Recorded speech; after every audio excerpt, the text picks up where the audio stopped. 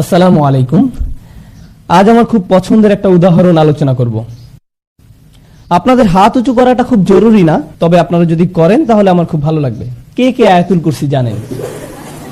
আয়াতুল কুরসি, গত বিকেলে যে উদাহরণটি আলোচনা করতে চেয়েছিলাম সেটা ছিল আয়াতুল কুরসি। চলুন আমরা একসাথে তেলাওয়াত করি। আউযু বিল্লাহি মিনাশ শাইতানির রাজীম। আল্লাহু লা ইলাহা ইল্লা হুয়াল হাইয়ুল কাইয়্যুম লা তাখুযুহু সিনাতুন ওয়ালা নাওম লাহু মা ফিস সামাওয়াতি ওয়া মা ফিল আরদ মান যাল্লাযী ইয়াশফা'ু 'ইনদাহু ইল্লা বিইযনিহি ইয়া'লামু মা বাইনা আইদিহিম ওয়া মা খালফাহুম ওয়া লা ইউহীতুনা বিশাইইন মিন 'ইলমিহি ইল্লা বিমা শা'a ওয়াসি'a কুরসিয়্যুহুস সামাওয়াতি ওয়াল আরদ ওয়া লা ইয়াউদুহু হিফযুহুমা ওয়া হুয়াল আলিয়্যুল আযীম। আয়াতুল কুরসিতে সর্বমোট 9টি বাক্য। আয়াতুল কুরসিতে 9টি বাক্য আমরা একটু দেখি। আল্লাহু লা ইলাহা ইল্লা হুয়াল হাইয়ুল কাইয়্যুম 1 নম্বর, লা তাখুযুহু সিনাতুন ওয়ালা নাওম 2 নম্বর, লাহু মা ফিস সামাওয়াতি ওয়া মা ফিল আরদ 3 নম্বর। 4 নম্বর বাক্য, মান যাল্লাযী ইয়াশফা'ু 'ইনদাহু ইল্লা বিইযনিহি 4 নম্বর, ইয়া'লামু মা বাইনা আইদিহিম ওয়া মা খালফাহুম 5 নম্বর। এরপর ওয়ালা ইউহীতুনা বিশাইইন মিন ইলমিহি ইল্লা বিমা শা 6 নম্বর। এরপর ওয়াসি'a কুরসিয়্যুহুস সামাওয়াতি ওয়াল আরদ 7 নম্বর, ওয়ালা ইয়াউদুহু হিফযুহুমা 8 নম্বর, ওয়া হুয়াল আলিয়্যুল আযীম 9 নম্বর। 9টি বাক্য। প্রথম বাক্য আল্লাহু লা ইলাহা ইল্লা হুয়াল হাইয়ুল কাইয়্যুম, একটা চমৎকার বাক্য যেটি শেষ হয়েছে আল্লাহর দুটি নাম দিয়ে। কি সে দুটি? আল হাইয়্যু, আল কাইয়্যুম, চিরঞ্জীব এবং সবকিছুর উৎস। পৃথিবীর সবকিছু সৃষ্টি করেছেন এবং নিয়ন্ত্রণ করছেন তিনি।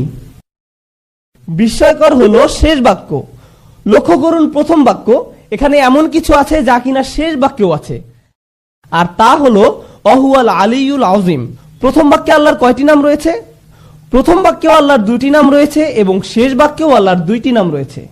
আচ্ছা, দ্বিতীয় বাক্যটি কি? দ্বিতীয় বাক্যে যাওয়ার আগে সিকিউরিটি গার্ড নিয়ে একটু কথা বলি। সিকিউরিটি গার্ডের চাকরিটা খুব কঠিন। ব্রিটিশ সিকিউরিটি গার্ড দেখেছেন, অদ্ভুত টুপি পরা, মাথায় রসের হাড়ির মতো, খুব কঠিন। এই দায়িত্ব যদি আপনাদেরকে দেয়া হয়, পেশায় যদি আপনি একজন সিকিউরিটি গার্ড হন, আপনার সামনে একটা সিসিটিভি আছে, তাকিয়ে থাকতে হয় ঘন্টার পর ঘন্টা, একই দৃশ্য, নড়াচড়া নেই, দেখছেন তো দেখছেনই, 12 ঘন্টা 8 ঘন্টা। এটা কি খুব মজার কাজ? আপনি যদি কিছু পাহারা দেন তাহলে কি ঘটবে? আপনি ক্লান্ত হয়ে পড়বেন, আপনার ঘুম আসবে। যেমন সিনেমা হলের গার্ডদের কথা ধরুন। আপনারা তো ধার্মিক, আপনারা অবশ্য সিনেমা দেখেন না, যদি অনেকে দেখে। সিনেমা হলে যখন সিনেমা চলে, ভিতরে হয়তো কোনো মারপিটের দৃশ্য চলছে, বাইরে একজন সিকিউরিটি গার্ড আছেন, ভিতরে লোকেরা উপভোগ করছে, কিন্তু গার্ড ঝিমোচ্ছেন।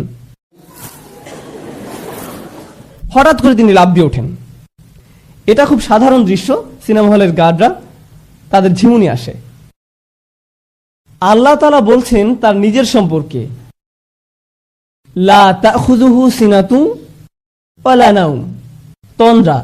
তন্দ্রা কখন আসে? যখন আপনি ক্লান্ত, আস্তে আস্তে আপনার চোখ বুজে আসে, আপনি ঘুমাচ্ছেন না কিন্তু আপনার ঘুম পাচ্ছে, ওই যে ওনার মতো।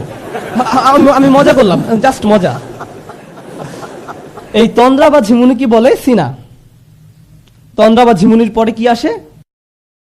নাওম। প্রথমে আসে সিনা। সিনা হলো, ধরুন জুমার দিন আমরা মসজিদে যাই, খতিব সাহেব শুরু করেন ইন্নাল হামদুলিল্লাহ নাহমাদুহু ওয়া নুসাল্লি, এটা হলো সিনা, ঠিক আছে?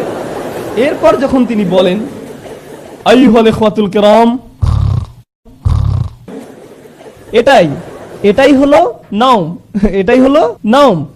এই হলো মূল পার্থক্য সিনা এবং নাওমের মধ্যে, তন্দ্রা এবং ঘুমের মধ্যে। এই হলো দ্বিতীয় বাক্য, যেখানে বলা হচ্ছে তন্দ্রা আর ঘুম আল্লাহকে স্পর্শ করে না। মানুষ ক্লান্ত হয়, তাই তার তন্দ্রা আসে এবং এক সময় সে ঘুমিয়েও পড়ে। আবার অনেক সময় আমরা বলি না না না আমি ঘুমাইনি, এমনি একটু চোখ বন্ধ করে রেখেছি, এখনই উঠে পড়ব। কিন্তু দেখতে দেখতে ঘুম, একদমই খবর নেই। ওকে, এই হলো ব্যাপার। সিনা বা তন্দ্রা নিয়ে আমার খুব ভালোই অভিজ্ঞতা আছে, কারণ পেশায় আমি একজন শিক্ষক। সুতরাং আপনিও যদি শিক্ষকতা করেন তাহলে আপনার ঘুম বিদ্যা বা ঘুম বিজ্ঞানের উপরে মোটামুটি একটা পিএইচডি হয়ে যাবে, কারণ সামনে থেকে আপনি সব ছাত্রের চেহারা দেখতে পান। মেটাল ডিটেক্টর দিয়ে মানুষের শরীর চেক করতে দেখেছেন নিশ্চয়ই, সেভাবে ছাত্রদের ব্রেনও আপনি চেক করতে পারবেন। ক্লাসের ফাঁকে ফাঁকে মাঝে মাঝে মাথাটা একটু উপর নিচ করে নিলেন। এই হলো দ্বিতীয় বাক্যের আলোচনা, ঘুম না ক্লান্তি ও ঘুম নিয়ে, তন্দ্রা এবং ঘুম সম্পর্কে। শেষ দিক থেকে দ্বিতীয় বাক্য কি? ওয়ালা ইয়াউদুহু হিফযুহুমা, আকাশ এবং জমিন পাহারা দিয়ে আল্লাহ ক্লান্ত হন না। যখন কেউ ক্লান্ত হয়ে যায় তখন তার তন্দ্রা আর ঘুম পায়। দ্বিতীয় বাক্যের সাথে শেষ দ্বিতীয় বাক্যের এই হলো চমৎকার মিল। লা তাখুযুহু সিনাতু ওয়ালা নাওম ওয়ালা ইয়াউদুহু হিফযুহুমা। আল্লাহ বলছেন লাহু মা ফিস সামাওয়াতি ওয়া মা ফিল আরদ, আসমান এবং জমিনে যা কিছু আছে সব তিনি নিয়ন্ত্রণ করেন। এই বিষয়ে কথা বলার আগে দুটি বাক্য, আল্লাহর দুটি নামের মধ্যে পার্থক্য বুঝতে হবে, মালিক এবং মালিক। আল্লাহর দুটি নাম মালিক ও মালিক, দুটি শব্দের মধ্যে পার্থক্য ধরতে পারলে আয়াতটা বুঝতে সহজ হবে, এই জন্যই বলা। মালিক শব্দের অর্থ অধিকারী, মালিক অর্থ অধিকারী, আর মালিক শব্দের অর্থ আগে একবার বলেছিলাম, মালিক অর্থ রাজা। রাজা আর অধিকারীর মধ্যে কোনো পার্থক্য আছে? আছে। আপনি আপনার কলমের মালিক, কিন্তু আপনি বলেন না যে আমি এই কলমের মহান রাজা। আপনি এমনটা করেন না, কারণ আপনি জানেন এটা একটি হাস্যকর কথা। বুঝতে পেরেছেন? মালিক হয় ছোট জিনিসের, আপনি হতে পারেন গাড়ির মালিক, কম্পিউটারের মালিক, মোবাইলের মালিক, কিন্তু আপনি এর রাজা নন। রাজত্ব শব্দ ব্যবহার হয় বড় কিছু বোঝাতে। এখানে আরেকটা সমস্যা, মালিকানা, মালিকানা ব্যবহার হয় সম্পত্তির ক্ষেত্রে, এর ব্যবহার সম্পত্তির ক্ষেত্রে, কিন্তু রাজত্ব এমন নয়। আপনারা জানেন রাজা একখণ্ড জমি বা একটা গাছের উপর রাজা নন, তিনি একটি ভূখণ্ডের বসবাসকারী মানুষের রাজা। রাজত্ব একটা দেশের মানুষকে নিয়ন্ত্রণ করার জন্য, আর মালিকানা ব্যবহৃত হয় সম্পদের জন্য, দুইটা ভিন্ন জিনিস। এখন আল্লাহ বলছেন লাহু মা ফিস সামাওয়াতি ওয়া মা ফিল আরদ, আকাশ জমিনে যা কিছু আছে সবকিছুর মালিক তিনি। এখানে কিসের কথা বলা হয়েছে? মালিকানার কথা। এই বাক্যটা মালিকানা সম্পর্কিত, আর মালিকানা হয় ছোট জিনিসের, তার মানে প্রত্যেকটা ক্ষুদ্র জিনিসের মালিক আল্লাহ।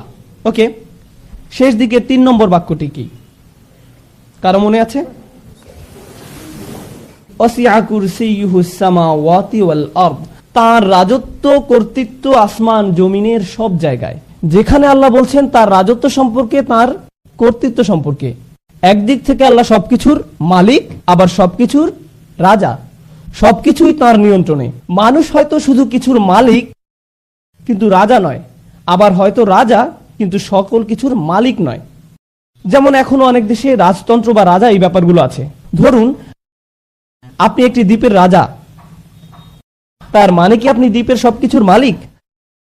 না, বরং আল্লাহ সবকিছুর মালিক এবং সবকিছুর রাজা।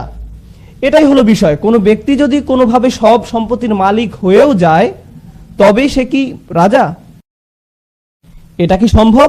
সে হয়তো সম্পত্তির মালিক, কিন্তু রাজা আরেকজন আছেন। আপনি হয়তো সব সম্পত্তির মালিক, কিন্তু আপনার উপর রাজত্ব করছেন আরেকজন। অথবা আপনার রাজত্ব আছে কিন্তু সব সম্পত্তির মালিক আপনি নন। কিন্তু আল্লাহর দুটোই আছে, আল্লাহ একই সাথে মালিক এবং মালিক।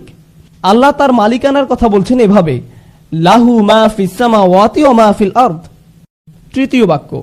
আর তার রাজত্বের কথা বলছেন ওয়াসিআ কুরসিয়ুহুস সামাওয়াতি ওয়াল আরদ। আচ্ছা, এবার চতুর্থ বাক্য কি?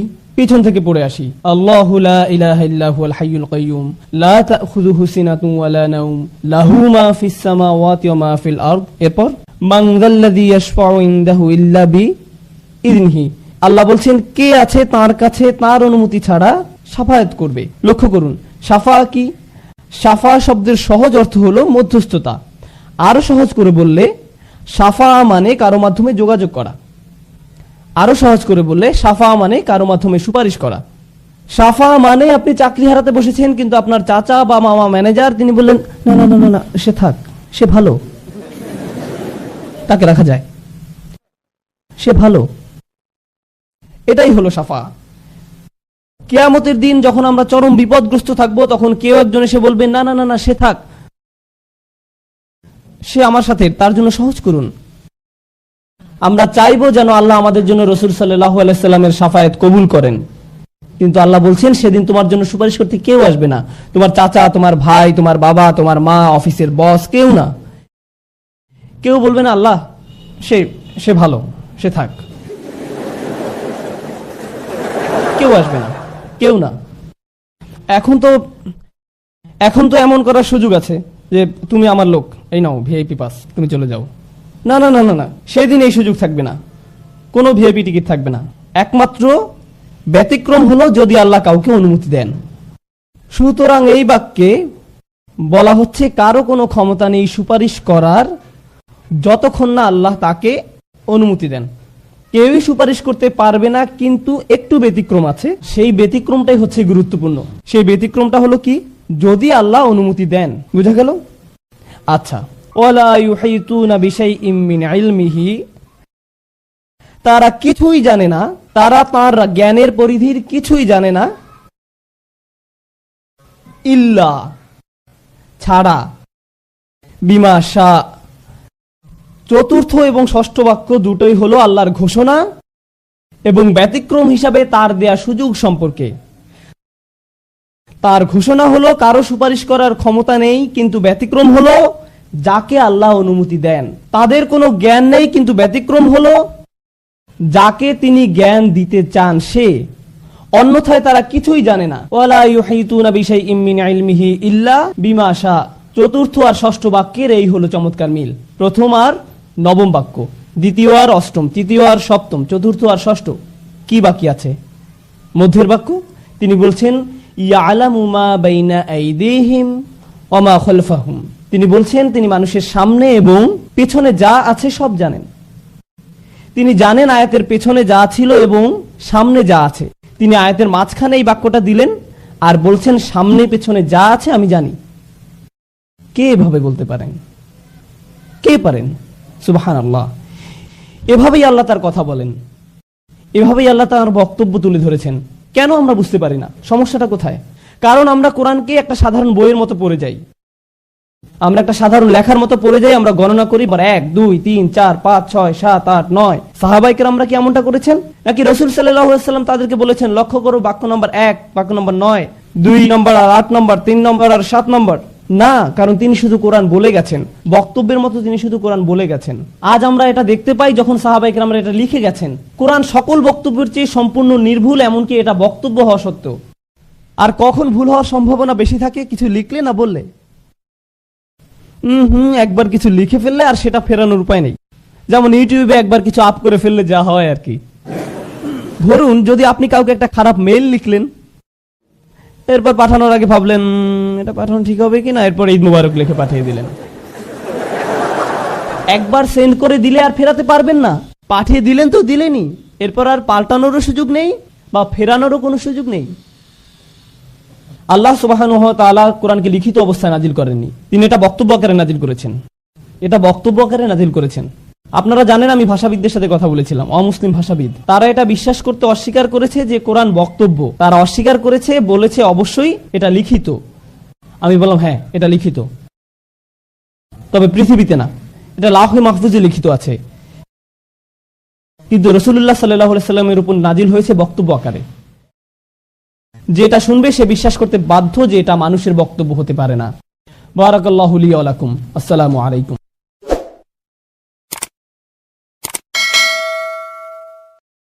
জানেন বিচার দিবসে মানুষ সবকিছু ভুলে যাবে।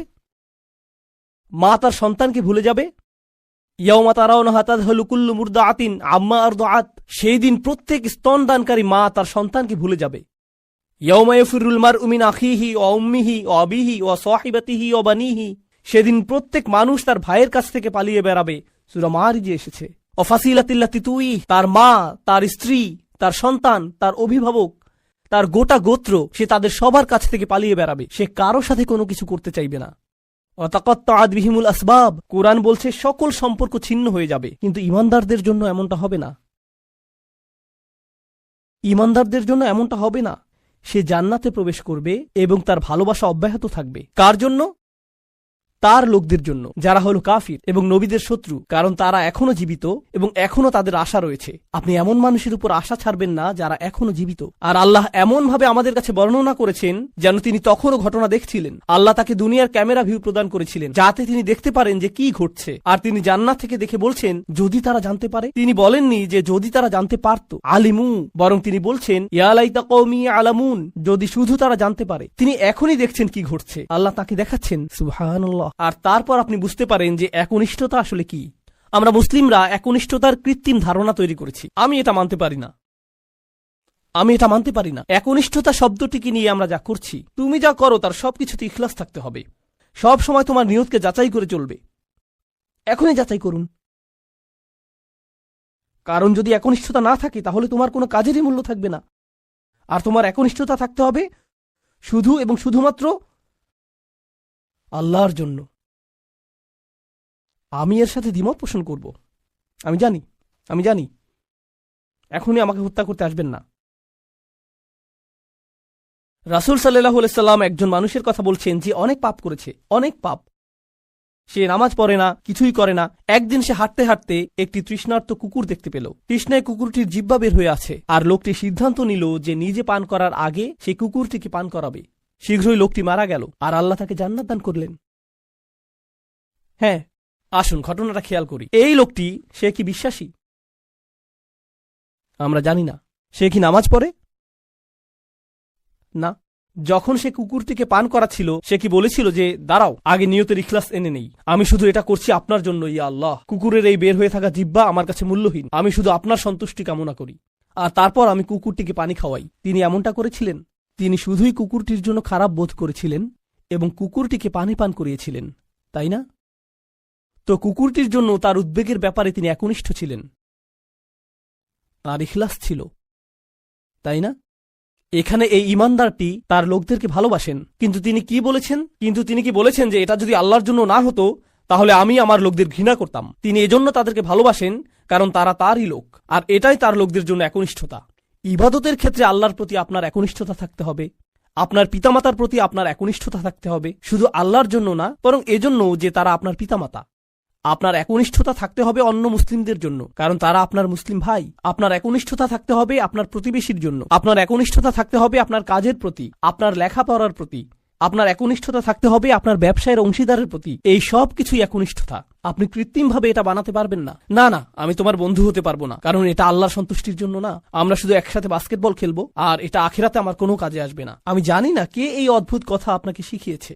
যখন আপনি আপনার নিয়ত যাচাই করছেন বাস্কেটবল খেলায় বল ছোড়ার আগে, কারণ এতে কোনো ইখলাস নেই, এটা এইভাবে কাজ করে না। আমাদের নিয়তের পরিচ্ছন্নতা থাকতে হবে, এটা নিশ্চিত। আমাদের নিয়তকে পুনরায় যাচাই করতে হবে, এটা নিশ্চিত। একনিষ্ঠতার গণ্ডি আল্লাহর প্রতি একনিষ্ঠতার চেয়েও অনেক বেশি। এই একনিষ্ঠতা তার সকল সৃষ্টির প্রতিও প্রযোজ্য। মানুষের প্রতি আপনার নিয়ত পরিচ্ছন্ন থাকতে হবে, কৃত্রিমভাবে নয়। তো এই ছিল তার নিজের লোকদের প্রতি ভালোবাসা, এমনকি জান্নাতে যাওয়ার পরও।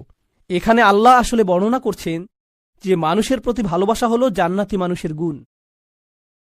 আমি আবারও বলছি, নিজের লোকদের প্রতি ভালোবাসা হলো জান্নাতি মানুষের গুণ। তো যখন আপনি এমন মুসলিম দেখেন যারা সব সময় মানুষের প্রতি রাগান্বিত, তারা সব সময় অন্য মুসলিমদের প্রতি রাগান্বিত, তারা নিজেদের পরিবারের প্রতি রাগান্বিত, তারা সবচেয়ে বেশি রাগান্বিত অমুসলিমদের প্রতি, তারা রাগান্বিত এবং রাগান্বিত, এটা জান্নাতি মানুষের গুণ না। ইয়া লাইতা কওমি ইয়ালামুন। এখন তিনি এই বক্তব্যটি দিলেন তার লোকদের প্রতি। আমরা এমনকি তার নামও জানি না, আর তার কথাগুলো কিয়ামত পর্যন্ত পাঠ করা হবে। এখন আপনার এবং আমার কথোপকথনগুলোর কথা ভাবুন। আমরা কথা বলি আইফোন নিয়ে, আমরা কথা বলি গাড়ি নিয়ে, আমরা কথা বলি খেলাধুলা নিয়ে। এই কথাগুলো কোথায় যাবে? এই কথাগুলো কি চিরদিন থেকে যাবে? না। এগুলো কি পৃথিবীতে কোনো কল্যাণ নিয়ে আসবে? না। জানেন এই সম্পর্কে ভাবতে গিয়ে আমি কি উপলব্ধি করছি? আল্লাহর কাছে কথা হলো অমূল্য রত্ন। লোকটি কোনো নবী নন, তবুও তার কথা কোরআনে সংরক্ষিত হয়ে আছে। আল্লাহকে অন্য জিনিসও সংরক্ষিত রাখেন। অকুল্লা শাইইন আহসাইনাহু ফি ইমামিম মুবিন। আল্লাহ বলছেন যে আমি সবকিছুই সংরক্ষণ করে রাখি। তিনি সবকিছুই সংরক্ষণ করে রাখেন। তো কোন জিনিসটি আপনি সংরক্ষণ করে রাখতে চান? ভালো কিছু, কোনো একনিষ্ঠ পরামর্শ? আপনাকে কি ব্যাপক জ্ঞানের অধিকারী হতে হবে ভালো কিছু বলার আগে? এই মানুষটির কি ভালো কথা বলার আগে অনেক অনেক ডিগ্রির প্রয়োজন হয়েছিল? বিষয়টি জটিল নয়, শুধু ভালো মানুষ হন। লক্ষ্য করুন কেমন চমৎকারভাবে কোরআন সন্নিবেশিত। যখন তিনি জান্নাতে গেলেন আর তিনি বললেন, যদি আমার লোকেরা জানতে পারে। পরের আয়াতে তিনি বলছেন, বিমা গফরলি রব্বি ওয়া জাআলানি মিনাল মুকরামিন, সেই ক্ষমা যা আমার প্রভু আমাকে প্রদান করেছেন আর আমাকে তাদের অন্তর্ভুক্ত করেছেন যাদেরকে সম্মানিত করা হয়েছে। তিনি জান্নাতের দুটি জিনিসের কথা বলছেন, ক্ষমা এবং সম্মান। সূরার শুরুতে এসেছে ফাবাশশিরহু বিমাগফিরাতিন ওয়া আজরিন কারীম। সূরার শুরুতে আল্লাহ বলছেন, কোন এক স্থানের সেই একাকী ঈমানদারদেরকে অভিনন্দন প্রদান করো যে সে পাবে ক্ষমা এবং সম্মানসূচক প্রতিদান। মনে আছে সেটা? ক্ষমা এবং সম্মানসূচক প্রতিদান। এখন সূরার মাঝখানে এই মানুষটি জান্নাতে পৌঁছে গেলেন এবং বললেন, ইয়া আল্লাহ, আপনি আমাকে ক্ষমা প্রদান করেছেন এবং সম্মানিতদের অন্তর্ভুক্ত করেছেন। পুনরালোচনা, নিখুঁত পুনরালোচনা, এটাকে বলা হয় কুরআনের ইহকাম ওয়াল কুরআনিল হাকিম। এই আয়াতগুলো নিয়ে শেষে একটি বিষয় আমি আসলেই ভালোবাসি, তা হলো যখন তিনি তার লোকদের সাথে কথা বলছিলেন তিনি বললেন, ইন্নী আমানতু বিরব্বিকুম, আমি ঈমান এনেছি তোমাদের প্রভুর প্রতি, আমি ঈমান এনেছি তোমাদের প্রভুর প্রতি। কিন্তু যখন তিনি জান্নাতে প্রবেশ করলেন তিনি বললেন, বিমা গফরলি রব্বি, আমার প্রভু। একই মানুষের কথা। এখন তিনি বলছেন আমার প্রভু। যখন তিনি জান্নাত দেখলেন, যখন তিনি জান্নাতে প্রবেশ করলেন, যখন তিনি ক্ষমা লাভ করলেন, যখন তিনি আল্লাহ প্রদত্ত সম্মানের অধিকারী হলেন। প্রসঙ্গক্রমে কারো দ্বারা সম্মানিত হওয়ার অর্থ কি? কিভাবে আপনি কারো দ্বারা সম্মানিত হতে পারেন বলতে পারেন আমাকে? স্বীকৃতি পাওয়া। হ্যাঁ, কারো স্বীকৃতি পাওয়া। কেউ আপনাকে অভিবাদন জানালো, কেউ আপনার সাথে কর্মর্দন করতে আসলেন, এটা দ্বারা তিনি আপনাকে সম্মানিত করলেন, তাই না? আমি এখনই বলে দিচ্ছি, সামনের আয়াতগুলোতে এটা আসবে। সেখানে আল্লাহ বলছেন, সালামুন কওলাম মির রব্বির রহিম, এই সূরাতেই। আরো পরে আল্লাহ বলছেন, তিনি তোমাদেরকে বলবেন সালাম। তো শুরুতে তিনি বলছেন, আমি তোমাদেরকে প্রদান করব সম্মানিত প্রতিদান, সম্মানিত প্রতিদান, সম্মানিত প্রতিদান। সেই সম্মানিত প্রতিদানটি কি? কতটা সম্মানিত এটা হতে পারে? আমি কি একটা মেডেল পাবো? কোন সার্টিফিকেট দেয়া হবে? পরীক্ষায় পাশ করার পর যেমনটা দেয়া হয়? কি সার্টিফিকেট আপনি পাবেন? আপনি পাবেন সালাম, আল্লাহর পক্ষ থেকে। এটাই আপনি পাবেন। তো যখন তিনি তা পেলেন তিনি ভুলে গেলেন যে এই প্রভু অন্য কারো প্রভু, তিনি শুধু তারই প্রভু। আমার প্রভু আমাকে ক্ষমা প্রদান করেছেন, আমার প্রভু আমাকে সম্মানিতদের অন্তর্ভুক্ত করেছেন, তিনি আমার প্রভু এবং শুধুই আমার প্রভু। সুবহানাল্লাহ। আমরা খুবই দিশেহারা। আল্লাহ এখানে বলছেন, তোমরা আগে বিভ্রান্ত ছিলে কিন্তু এখন সবকিছু সহজবোধ্য করার জন্য কোরআন পাঠানো হয়েছে। এটা কি সুস্পষ্ট নয়? এই 3 ধাপের পদ্ধতিটা খুবই সাধারণ, শুধু এটাকে অনুসরণ করো। এই ইউনাইটেড স্টেটে এমন অনেক অনেক অনেক সম্প্রদায় আছে যারা তাদের মধ্যকার জ্ঞানী ব্যক্তিদেরকে, ইমামকে বা কোনো বক্তা বক্তব্য দিতে আসলেই জিজ্ঞেস করে যে আমাদের কি করা উচিত। আমরা খুবই দিশেহারা। আল্লাহ এখানে বলছেন, তোমরা আগে বিভ্রান্ত ছিলে কিন্তু এখন সবকিছু সহজবোধ্য করার জন্য কোরআন পাঠানো হয়েছে। এটা কি সুস্পষ্ট নয়? এই 3 ধাপের পদ্ধতিটা খুবই সাধারণ, শুধু এটাকে অনুসরণ করো, এটাকে প্রাতিষ্ঠানিক রূপ দাও। এখানে প্রশ্ন করা যেতে পারে যে এটা কিভাবে করব, এটা করতে হলে আমাদের কার সাহায্য লাগবে, আমাদের মসজিদে এটা কিভাবে বাস্তবায়ন করা যাবে, এই প্রকল্পে কোন ধরনের মানুষ সাহায্য করতে পারবে। আল্লাহ সুবহানাহু ওয়া তাআলা বাণীকে যুবক সমাজের কাছে পরিবেশন করার প্রকল্প নিন। মহিলাদের হালাকায় এটা উপস্থাপন করুন, বয়স্কদের কাছে উপস্থাপন করুন, যারা ইংরেজি বলতে পারে না তাদের কাছে তাদের ভাষায় উপস্থাপন করুন, সর্বস্তরে উপস্থাপন করুন। মানুষ আমাদের কাছে আসবে এটা আশা করা উচিত নয়। আমাদের মানুষের কাছে যেতে হবে, এটা আমাদের শিখতে হবে। এমনটা বলবেন না যে আমরা আমাদের একটা অনুষ্ঠান আয়োজন করেছিলাম কিন্তু কেউ আসলো না। না না না না না, আমাদের তাদের কাছে যেতে শিখতে হবে। মহানবী সাল্লাল্লাহু আলাইহি সাল্লাম নিজের বাসায় থেকে সেখানে মানুষকে আসার দাওয়াত দিতেন না, সেটা ছিল একেবারে শুরুতে। তিনি মানুষকে রাতের খাবারের জন্য ডাক দিতেন, সেটাতে কাজ হলো না। তারপর তিনি কি করলেন? তিনি মানুষের কাছে যাওয়া শুরু করলেন। আমাদের আজকের মুসলিম উম্মতের মধ্যেও এমনটাই করতে হবে। ইয়াতলু আলাইহিম আয়াতিহি ওয়া ইউযাক্কিহিম ওয়া ইউআল্লিমুহুমুল কিতাবা ওয়াল হিকমা ওয়া ইন কানু মিন ক্বাবলু লাফি যালালিম মুবিন ওয়া আখারিনা মিনহুম লাম্মা ইয়ালহাকু বিহিম। খুবই শক্তিশালী একটা আয়াত। এবং তারা ছাড়াও আরো অনেকে আছে, মানে আরবরা ছাড়াও, সাহাবারা ছাড়াও আরো অনেকে আছে যারা এখনো তাদের পর্যায়ে যুক্ত হয়নি। সুতরাং এখানে আল্লাহ ইতোমধ্যে এই উম্মতের আন্তর্জাতিক বৈশিষ্ট্যের বিষয় উল্লেখ করেছেন, কারণ এমন অনেকে আছে যারা এখনো তাদের সাথে এসে যুক্ত হয়নি। তারা কারা? আজকের দিনে তারা হলো তুর্কি, মালয়েশিয়ান, আফ্রিকান, সারা দুনিয়ার মুসলমান। আল্লাহ খুব সাধারণ একটা শব্দ ব্যবহার করে সবার কথা বুঝিয়েছেন। এবং এই আয়াতের মধ্যে যে প্রজ্ঞা লুকিয়ে আছে তা হলো অন্যরা এসে ইসলাম ধর্মে যোগদান করার আগেই আমাদের এই পদ্ধতি চালু রাখা উচিত, কারণ যোগদান করার পরে তাদের কোন জিনিসটা সবচেয়ে দরকার হবে? এই 3 ধাপের পদ্ধতি। তাদের এই 3 ধাপের প্রক্রিয়ার প্রয়োজন পড়বে। আজকে যখন কেউ শাহাদা পাঠ করে মুসলিম হয়ে যায় এবং আমাদের মসজিদে আসে, আমাদের মসজিদে কি সেই প্রক্রিয়া চালু আছে? সেখানে কি এই প্রক্রিয়া সহজলভ্য? সেখানে কি কোরআনের আয়াতকে ব্যাখ্যা করা হয়? আজকে কি মিম্বার থেকে দাওয়াত দেওয়া হয়েছে? যদি হয়েও থাকে, তারপরে কি তাদের সঙ্গ দেওয়ার ব্যাপারটা নিশ্চিত করা হয়েছে যেন তারা নিজেদের পরিশুদ্ধ করতে পারে? এই পদ্ধতি কি প্রাতিষ্ঠানিক রূপ পেয়েছে? এটা একটা ইন্নামা আল উসরি ইউসরান, এটা আপনার কাজকে সহজ করে দেয়। যখন কারো কোনো সমস্যা থাকে আর সে জানে এটা সহজ হয়ে যাবে, সেটা জানে, তখন সে বিষয়টা সহজে নিতে পারে। যখন কেউ এর শেষ দেখে না, তখন সে এর প্রতি আগ্রহ হারিয়ে ফেলে। কে জানে যে সামনে ভালো দিন আসছে? যার ঈমান আছে, যার সত্যিকারের ঈমান আছে। এগুলো হচ্ছে সাময়িক দুঃখ কষ্ট, সামনে চিরস্থায়ী সুখের দিন আসছে। আর আমার তো কিছুই হারায়নি, চাকরি, ধন সম্পদ, স্বাস্থ্য, আমি এগুলো হারাইনি, কারণ আমার তো আসলে কিছুই ছিল না। এগুলো সবই আল্লাহর দেয়া, আর তিনি এগুলো নিয়ে নিয়েছেন। ইন্না লিল্লাহি ওয়া ইন্না ইলাইহি রাজিউন। ঈমানের সবচেয়ে বড় উপহার হলো প্রশান্তি। এরপর ঈমানের 3টে স্তম্ভ বা দরজা নিয়ে আমরা কথা বলেছি, আর 2টি বিষয় আলাদা করা যায় না। সেগুলো কি কি? ঈমান, ঈমান এবং আমল। এজন্যই ইন্নাল্লাযীনা আমানু ওয়া আমিলুস সলিহাত, ঈমান এবং আমলের মধ্যে আমিলুস সলিহাত নিয়ে আমরা গত সেশনে অনেক কিছু বলেছি, সুতরাং আমি খুব বেশি বলবো না। আমি চাই আপনারা এই 2টির মধ্যে সম্পর্ক বুঝতে পারেন। আমি আরেকবার বলছি, এটা সবচেয়ে ভালোভাবে বোঝা যায় সূরা বাকারায়। যখন কিবলা পরিবর্তন হয়েছিল, তখন আল্লাহ বলেন, আল্লাহ তোমাদের ইবাদত বিফল করবেন না, পূর্ববর্তী ইবাদত সমূহ। কিন্তু তিনি ইবাদত বলেননি, তিনি বলেননি অমা কান আল্লাহু লিউদিআ সালাওয়াতিকুম, তিনি বলেছেন অমা কান আল্লাহু লিউদিআ ঈমানাকুম, আল্লাহ তোমাদের ঈমান নষ্ট করবেন না। আমরা কি আশা করেছিলাম? সালাত, সালাওয়াতিকুম। যদিও তিনি সালাত নিয়েই বলেছেন, কিন্তু সালাতের সমার্থক হিসাবে তিনি বললেন ঈমান।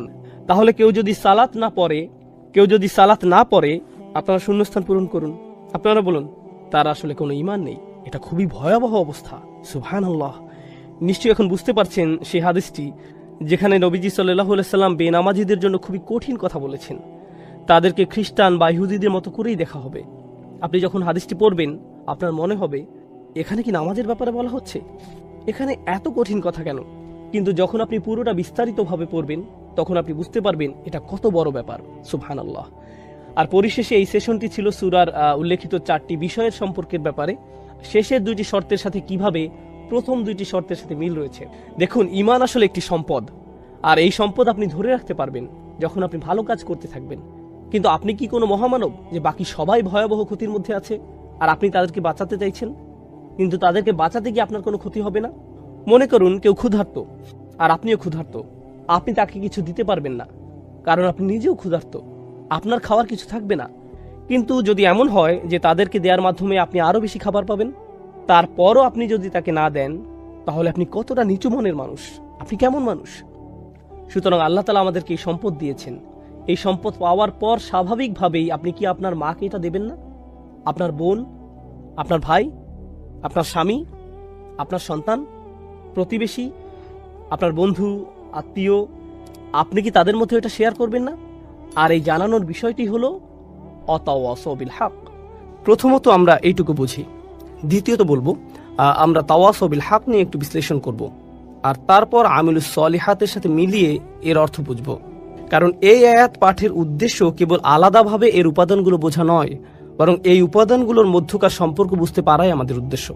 সুতরাং আমাদেরকে এই দুটোই বুঝতে হবে। তাহলে আমরা যখন বলি তাওয়াসাউ বিল হক, প্রথমত ভাষাগতভাবে ওয়াসিয়া বা তাওয়াসি শব্দটি হচ্ছে, আসলে এটা আমরা গত সেশনে আলোচনা করেছিলাম, তাই খুব সংক্ষেপে বলতে গেলে এর মানে হচ্ছে কাউকে কোনো উত্তরাধিকার বা সম্পদ লিখে দেয়া, এভাবেই শব্দটা এসেছে। যখন আপনি কাউকে আপনার সম্পদ লিখে দেন, তখন তার প্রতি আপনার সর্বোচ্চ আন্তরিকতা আর ভালোবাসা থাকে। এমনকি আপনি তাকে কিছু উপদেশ বা ওসিয়ত করে যান, আর যা কিছু আপনি তাদের জন্য রেখে যান তা অবশ্যই তাদের কাছে খুবই মূল্যবান। তাহলে কেউ যখন তাওয়াসি করতে চায়, এই ধরনের উপদেশ করার মধ্য দিয়ে তা প্রকাশ পায়। এটা ইখবার থেকে আলাদা। ইখবার বা ইলান কিংবা তালি, যখন আপনি কাউকে কিছু বলেন কিংবা কাউকে কিছু শিখান বা কারোর সাথে কোনো ব্যাপারে আলোচনা করেন, কাউকে কিছু বলেন, এগুলো তাওয়াসি নয়। তাওয়াসি এর মধ্য দিয়ে কারো প্রতি ভালোবাসা, আন্তরিকতা প্রকাশ পায়। আপনি কারোর সাথে এমনভাবে কথা বলেন যা দিয়ে তার প্রতি সত্যিকারের উদ্বিগ্নতা প্রকাশ পায়, আর আপনার মনে হয় যেন আপনার সময় শেষ হয়ে আসছে, আপনি সব সম্পদ রেখে চলে যাবেন, আপনার খুব বেশি সময় নেই, তাহলে আপনাকে তাড়াতাড়ি করতে হবে, আমাকে এই সব কিছু তোমার কাছে বুঝিয়ে দিতে হবে, আমি এখান থেকে চলে যাওয়ার আগেই যেন তুমি সবকিছু বুঝতে পারো। এটাই হলো তাওয়াফির মর্মার্থ। এরপর বিল হাক শব্দটিকে আমরা তিনভাবে বুঝতে পারি, আর এগুলোর প্রত্যেকটি মিলেই এই পুরো বাক্যটির অর্থ বোঝা যায়। প্রথমত, এই শব্দের শুরুর বা এটাকে আমরা ক্রিয়ার বিশেষণ হিসেবে নিতে পারি। এটা একটা ক্রিয়া বিশেষণাত্মক বাক্য হতে পারে। বাংলা করলে এর মানে দাঁড়ায় তারা একে অপরকে উপদেশ দেয়, তারা তাওয়াফি দেয়, তারা একে অপরকে উৎসাহিত করে। এটা হলো সরল অনুবাদ। তারা একে অপরকে সর্বোচ্চ আন্তরিকতার সাথে উপদেশ দেয়, সত্যিকার ভাবেই, সত্যের সাথে বা সত্যের দিকে না বলে, সত্যের সাথে বা সত্যের দিকে না বলে আমি এর অনুবাদ করেছি সত্যিকার ভাবেই। আমি শব্দটিকে ক্রিয়া বিশেষণ হিসেবে নিয়েছি, অর্থাৎ যখন তারা একে অপরকে উপদেশ দেয়, তারা সত্যিকার অর্থেই সেই উপদেশটি দেয়। তারা বিষয়টিকে হালকাভাবে নেয় না বা উপদেশ দেওয়ার সময় সংকোচ বোধ করে না, এবং উপদেশ দেওয়ার ক্ষেত্রে তারা প্রকৃত অর্থে সৎ এবং আন্তরিক। অনেক সময় এমন হয়, যখন আপনি কাউকে উপদেশ দিতে যান, তাকে সত্যিটা পুরোপুরিভাবে বলার আগে আপনি দুইবার ভাবেন, কারণ আপনি তখন ভাবেন কি জানি সেটা শুনে আবার কি ভাববে। আপনি সত্যিটা জানানোর প্রতি পুরোপুরি সৎ নন। কিন্তু এখানে আমরা দেখছি যে যেহেতু এটা ক্রিয়া বিশেষণাত্মক বাক্য, বিলহাক শব্দটি হালও হতে পারে। আমরা এখানে দেখতে পাচ্ছি যেভাবে আপনি এই উপদেশটি দিবেন তা হবে পুরোপুরি সত্যিকার ও আন্তরিক। এতে আন্তরিকতা থাকবে, এতে পুরোপুরি সততা থাকবে। এটা হলো প্রথম বিষয়। বাংলা ভাবার্থ করলে বিলহাকের আরও একটি অর্থ হতে পারে সত্যের সাথে। আর এখানে আমরা বেশ কয়েকজন সাহাবীর তাফসির দেখতে পাই যারা বলেছেন সত্য বলতে এখানে, যেমন কাতাদা বলেছেন সত্য বলতে এখানে কোরআন বোঝানো হয়েছে, বা সত্য বলতে এখানে তাওহীদ বোঝানো হয়েছে, বা ওয়াহি বোঝানো হয়েছে, কিংবা রাসূল সাল্লাল্লাহু আলাইহি সাল্লামের উত্তরাধিকারকে বোঝানো হয়েছে। এ থেকে আমরা যা বুঝতে পারি তা হলো, যখন আপনি কাউকে কোনো উপদেশ দিবেন, আপনি তাকে কোরআনের মাধ্যমে উপদেশ দিবেন। অর্থাৎ যখন আপনারা একে অপরকে উপদেশ দিবেন, আপনি কিসের দ্বারা উপদেশ দিবেন? একটি আয়াতের মাধ্যমে। আপনি রাসূল সাল্লাল্লাহু আলাইহি সাল্লামের হাদিস দিয়ে উপদেশ দিবেন। এই অবস্থায় থাকলে তিনি কি করতেন? এই অবস্থার ব্যাপারে তিনি কি বলেছেন? আল্লাহ এই ব্যাপারে কি বলেছেন? কেউ হয়তো জীবনের আশা হারিয়ে ফেলেছে, আপনি কিভাবে তাকে তাওয়াফি বিল হাক দিবেন? আপনি বলবেন, ইয়া আখি ইয়া ইবাদিয়াল্লাযীনা আসরাফু আলা আনফুসিহিম লা তাকনাতু মির রাহমাতিল্লাহ। তুমি কি জানো না আল্লাহ বলেছেন, হে আমার বান্দাগণ যারা নিজের উপর বাড়াবাড়ি করেছো, আল্লাহর রহমত থেকে নিরাশ হয়ো না। আপনি তাওয়াফি বিল হাক করলেন সত্যের মাধ্যমে, আপনি উৎসাহ দিলেন, উপদেশ দিলেন সত্যের মাধ্যমে, সত্যের দ্বারা। এর আরেকটি অর্থ হচ্ছে সত্যের দ্বারা, কোরআনের মাধ্যমে উপদেশ দেওয়ার মাধ্যমে। এভাবেই আমরা একে অপরকে উপদেশ দিব। তৃতীয় অর্থটি হচ্ছে সত্যের প্রতি। তাহলে আমরা পেলাম সত্যিকার ভাবে, আমরা পেলাম সত্যের মাধ্যমে, আর শেষে পাচ্ছি সত্যের প্রতি। অর্থাৎ এ থেকে আমরা বুঝতে পারি এমন একজন মানুষ যে তার উদ্যম হারিয়ে ফেলেছে, সে তার শক্তি হারিয়ে ফেলেছে, তারপরও আল্লাহর উদ্দেশ্যে সে তার কাজ চালিয়ে যাচ্ছে। সূরা এখানে এই অংশটি আসার মাহাত্ম্য হচ্ছে, এই মানুষেরা ইতোমধ্যে ঈমান এনেছে এবং তারা ভালো কাজ করেছে, কিন্তু তাদের উদ্যম শেষ হয়ে আসছে। সুতরাং আপনাকে তাকে মনে করিয়ে দিতে হবে, দেখো তোমাকে এই সত্যের মুখোমুখি হতে হবে, আমাদের সবাইকে আল্লাহর সামনে দাঁড়াতে হবে। এই চূড়ান্ত সত্যটা ভুলে যেও না। আপনাদের একে অপরকে উপদেশ দিতে হবে, একে অপরকে স্মরণ করিয়ে দিতে হবে যে আমাদের উদ্দেশ্যটি কী ছিল। কারণ এখানে ইলাহ শব্দটির যে অর্থ আমরা পাই, এখানে এটার অর্থ হলো তাদের এই সকল কর্মের আসল উদ্দেশ্যের প্রতি আপনি তাদেরকে স্মরণ করিয়ে দিন। তাহলে আমরা তাওয়াফি বিল হক এই আয়াতের বা এর মাহাত্ম্য জানলাম। আল হক শব্দটিরও তিনটি তাৎপর্য রয়েছে। তাহলে আমরা বা এর তিনটি মাহাত্ম্য জানলাম, এবার আমরা আল হক শব্দের তিনটি মাহাত্ম্য জানব। ভাষাগতভাবে আল হক শব্দটি দিয়ে বোঝানো হয় এমন কিছু যা আপনি নিশ্চিতভাবেই সত্য হিসেবে জানেন। এর জন্য আপনাকে আলাদাভাবে বলতে হয় না, আপনার অন্তর থেকে আপনি বিশ্বাস করেন এটাই সত্যি। তাহলে এখানে বলা হচ্ছে, যখন তারা একে অপরকে উপদেশ দেয়, তারা এমন কিছুর প্রতি উপদেশ দেয় যা তারা সত্য হিসেবেই জানে। তাদেরকে এই ব্যাপারে আলাদাভাবে বলতে হয় না, মন থেকেই তারা জানে তাদেরকে যা বলা হচ্ছে তাই সত্য। এটা হচ্ছে আল হক এর প্রথম অর্থ। দ্বিতীয় অর্থ হচ্ছে এমন বিষয় যা দলিলের মাধ্যমে প্রমাণ করা যায়। অর্থাৎ আপনি তাদেরকে এমন বিষয় বললেন, তারা শুনে বলবে, আমি তো এরকম কিছু কখনো শুনিনি, আমার এটাকে সত্য মনে হচ্ছে না।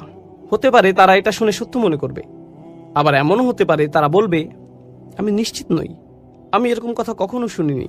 তখন আপনি তাদেরকে কি বলবেন? দলিল। হক এর আরেকটি অর্থ হচ্ছে এমন বিষয় যা দলিলের মাধ্যমে প্রমাণ করা যায়, আর এই বিষয়গুলো একটি অপরটির সাথে সম্পর্কযুক্ত। তাহলে আপনি কেমন দলিল উপস্থাপন করবেন? যাতে সত্য মিথ্যার পার্থক্য করা যায় কোরআনের মাধ্যমে। তাহলে এটা হলো দ্বিতীয় তাৎপর্য। আর তৃতীয়টি খুবই গুরুত্বপূর্ণ। আরবি ভাষায় হক শব্দটি আবশ্যকীয় কাজ বোঝাতেও ব্যবহৃত হয়। এমন কাজ যা আপনার জন্য অত্যাবশ্যকীয়, এটা অধিকার বোঝাতেও ব্যবহৃত হয়। যেমন উদাহরণস্বরূপ বলা যায়, আল্লাহ বলেছেন হুকুকুল্লাহ আর হুকুকুল ইবাদ, তাই না? আরেক জায়গায় আল্লাহ আযজা ওয়া জাল্লা বলেছেন হাক্কান আলাল মুত্তাকিন, যাদের তাকওয়া আছে তাদের জন্য এটা একটা আবশ্যকীয় কাজ। এর মানে হচ্ছে তোমরা একে অপরকে নিজেদের দায়িত্বের কথা স্মরণ করিয়ে দিবে, একে অপরকে মনে করিয়ে দিতে হবে, কারণ মানুষ প্রায়ই তাদের দায়িত্বের ব্যাপারে ভুলে যায়, তাদের কর্তব্যের ব্যাপারে উদাসীন হয়ে পড়ে। এগুলো এমন বিষয় যা তাদের অবশ্যই করতে হবে। সুতরাং তাওয়াসিউ বিল হক এর অর্থ এখানে এমনও হতে পারে যে কেউ একজন স্বামী হিসেবে সংসারের প্রতি কর্তব্যে অবহেলা করছে, তখন আপনি তাকে বলবেন, ভাই তোমার দায়িত্ব আছে, তুমি এই মেয়েটিকে বিয়ে করেছো, মেয়েটিরও তোমার প্রতি অধিকার আছে। এটাও তাওয়াসিউ বিল হক। কেউ হয়তো তার বাবা মায়ের প্রতি সুবিচার করছে না, আপনি তাকে বললেন, ভাই তোমার বাবা মায়ের প্রতি কর্তব্য আছে, আল্লাহর প্রতি তোমার দায়বদ্ধতা আছে ভাই, তোমাকে অবশ্যই ঠিক সময় মতো নামাজে দাঁড়াতে হবে। ইন্নাস সালাতা কানাত আলাল মুমিনিনা কিতাবাম মাওকুতা, এটাও কিন্তু তাওয়াসিউ বিল হক। এর মানে হলো একে অপরকে নিজেদের দায়িত্ব ও কর্তব্যের ব্যাপারে স্মরণ করানো ও উৎসাহ দেওয়া। এই সবগুলো অর্থ সম্মিলিত হয়েছে মাত্র 3টি শব্দে, তাওয়াসি বিল হক। এই 3টি শব্দে, ইত্তাবিউ মান লা ইয়াসআলুকুম আজরান ওয়া হুম মুহতাদুন। তাদের অনুসরণ করো যারা তোমাদের কাছে কোনো বিনিময় প্রত্যাশা করে না। এটাই সরল অনুবাদ। অনুসরণ করো যে তোমাদের কাছে কোনো বিনিময় চায় না। ওয়া হুম মুহতাদুন, আর তারা সরল পথে অঙ্গীকারবদ্ধ। মুসলিমরা কোরআনের যে ধারণাগুলোকে ভুল বুঝেছে, এটি তারই। কোরআন বলেছে যে তারা কোনো বিনিময় প্রত্যাশা করেনি। ভাই, আপনার প্রোগ্রামের জন্য কেন ফি নির্ধারণ করেছেন?